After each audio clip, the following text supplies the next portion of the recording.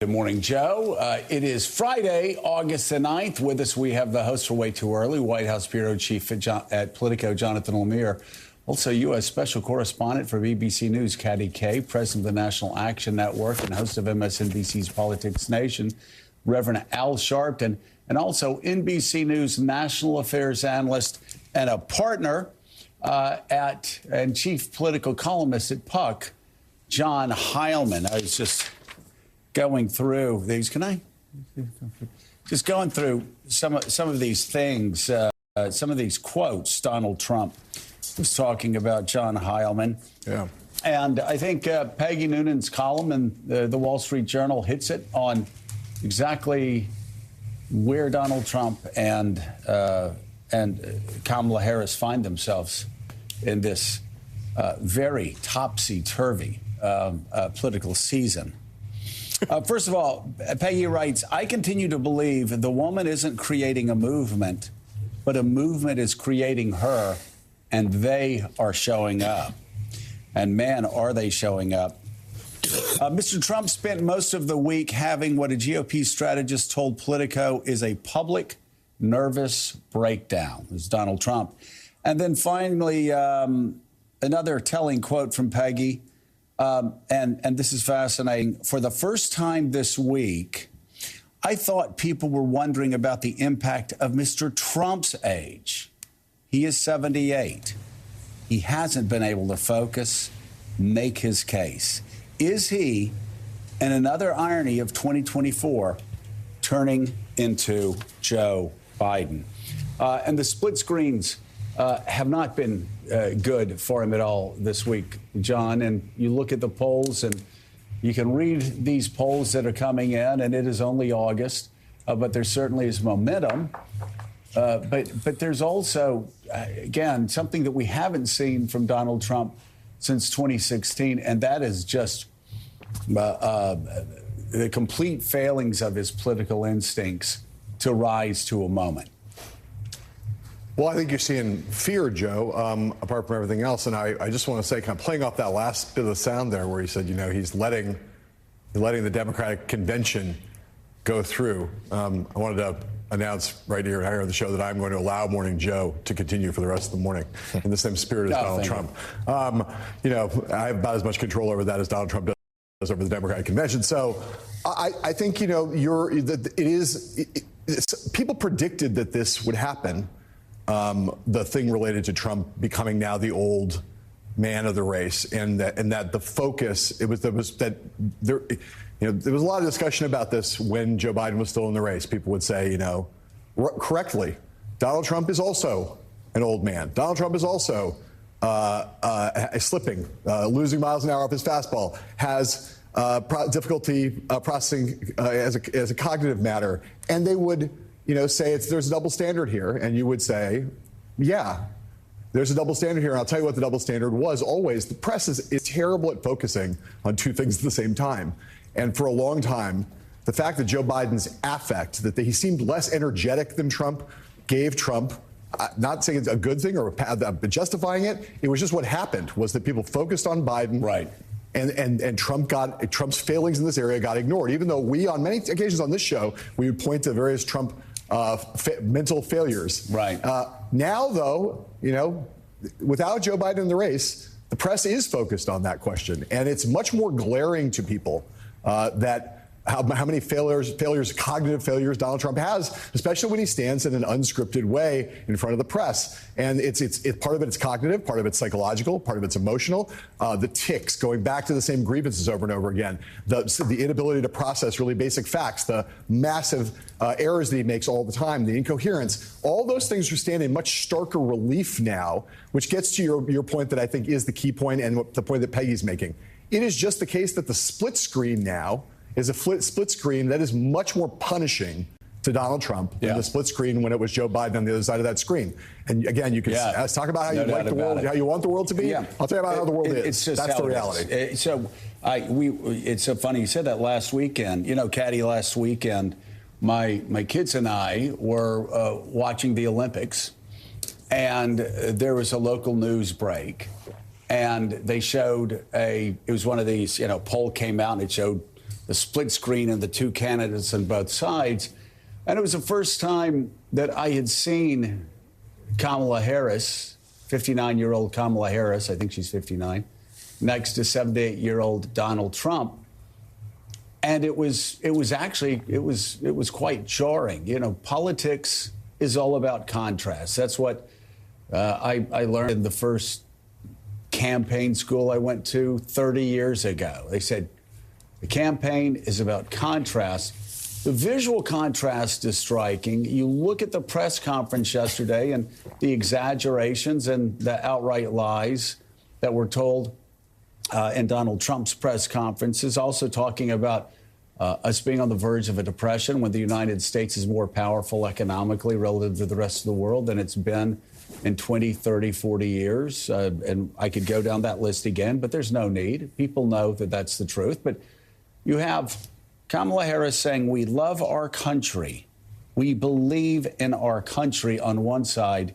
And then you have Donald Trump on the other side saying our country's lousy. That is, and again, going back to Peggy Noonan and her life's work, regardless of ideology, Americans want optimism. They want hope. They want someone looking to the future. And boy, that is another stark contrast that you see in yesterday and in the previous few weeks. Yeah, there's a lot more kind of Sonny Reagan about the Democratic ticket at the moment than there is about the Republican ticket. And you see that in all the rallies. I mean, you see it in the fact that Donald Trump is not really holding rallies. He's holed up in Mar-a-Lago. He's doing one rally today in Montana, a state where he's 15 points ahead. So that's kind of head-scratching. But it was a case of grievance, and that's what we're seeing from the campaign. And case in point about Donald Trump's mental acuity. During yesterday's news conference, he told a sort of weird story about nearly dying during a helicopter ride. But as the New York Times points out, there was only one problem with the story, or maybe two, or maybe three problems.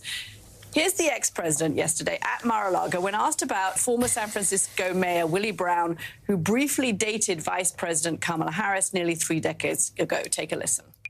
Well, I know Willie Brown very well. In fact, I went down in a helicopter with him. We thought maybe this is the end. We were in a helicopter going to a certain location together, and there was an emergency landing. This was not a pleasant landing, and Willie was he was a little concerned. So I know him pretty well. I mean, I haven't seen him in years, but he told me terrible things about her. But this is what you're telling me anyway, I guess. But he had a big part in what happened with Kamala. But he I don't know, maybe he's changed his tune, but he was not a fan of hers very much at that point. OK, so it's an odd story, but what's the real issue with that story? Well, it appears it never actually happened. First, Trump was never on a helicopter with Willie Brown. He's apparently confusing him with former California Governor Jerry Brown. Take a look. The two don't really look terribly similar. Secondly, there was never any emergency landing, as Trump claimed, and the helicopter's passengers were never in any danger. Mayor Brown, who, as the Times notes, loves regaling anybody who will listen with stories, said, quote, "You know me well enough to know that if I almost went down in a helicopter with anybody, you would have heard about it." And according to Gavin Newsom, who was also on that ride, there was never any discussion at all about one Kamala Harris. For his part, Willie Brown isn't saying terrible things about Harris at all. In fact, he remains an avid supporter of hers. You understand why they use the word weird. The group took a helicopter to survey wildfire damage in 2018, an event where Trump would confuse the name of the town that was destroyed and also claim the solution to California's wildfire crisis was to, quote, rake the forest floors. So do you remember that, raking the forest floors, yes. Joe? That was one of those particular... Anyway, the story didn't make sense. It didn't really happen. The people were different from the people he said it was. Otherwise, I guess all good. I mean, it's unbelievable. I mean, you know, Rev, it reminds me when we got into that sort of dust-up on the International Space Station. Stayed up there longer than we expected, and it was Tension City. You know, yesterday, the Wall Street Journal editorial page wrote an op-ed talking about how Donald Trump now seems primed to lose yet another race that he should win. And you look at this press conference, you look at the fact that his people just don't want him to go out and give speeches. I'm sure they didn't want him to go out and give the press conference yesterday, but Donald Trump probably still driven by that belief, I alone can do it. But again, there's nothing comforting about that. And again, I go back to Peggy Noonan asking the question, or saying for the first time this week, I thought people were wondering about the impact of Mr. Trump's age. He is 78. He hasn't been able to focus to make his case. Is he, in another irony of 2024, turning into Joe Biden? Well, he's certainly, nothing that's happened the past week would suggest otherwise, would it?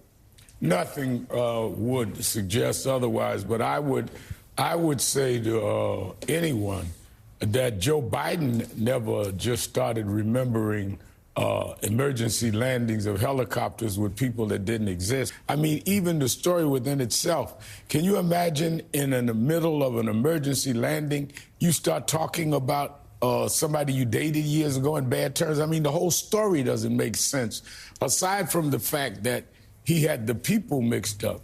And then he said that his rally, January 6th, drew as many people as Martin Luther King's March on Washington. I assume he's talking about 1963 because that's the only March on Washington Martin Luther King had. He said, they said Martin Luther King had 1 million and I had 25,000. That's what they said. Well, first of all, the Million Man March wasn't until 95, 27 years after King was dead. King didn't call that march. And the fact that he would compare the Million Man March or the King March of 250,000 to who he had January 6th and not remember January 6th was an attempt to overthrow an election shows that I think we might have chose the wrong old man to walk off the stage. Well, first of all, I was on that trip, the presidential trip to California with those wildfires. There was no emergency landing. Everything went smoothly, though he did, of course, say that California should be raking the floors. And I know we do this a lot, but could you imagine if President Biden had told a story with that many inaccuracies, what the reaction would be from both the media and, frankly, his own party? We know what Nancy Pelosi would be doing. She'd be trying to get him out of the race, but yet Republicans aren't doing that. They've never done that with Trump. It continues to be he calls the shots, he calls all of them. And John Hammond, that's what yesterday was about. I'm told by Trump insiders, Joe's hunch is right, that there was a campaign briefing scheduled the day before for some reporters to come down there, and the Trump aides were going to talk to them about the state of the race. Trump got wind of this and said, well, if they're here, I'm going to have a news conference. And they're trying to draw a contrast because Vice President Harris hasn't taken that many questions since she's been the nominee. She should, but that's not going to be an issue that's going to move voters. I don't think that's something that really matters. But really what this was about was Trump trying to say, I am angry at my staff. They're failing me. I'm going to go out there and try to fix things. And yet, if the goal here is to win over some new voters, hard to see that it happened. Well, first of all, this is all just another blow to the new Trump narrative. Well, which was insane. We look back on that one moment there right before the Republican convention when there were serious people who were talking about how Donald Trump there might be a new Trump after the failed assassination attempt on him. And boy, as we sit here today, that narrative, the fact that anybody ever believed that even for 24 hours looks more and more embarrassing.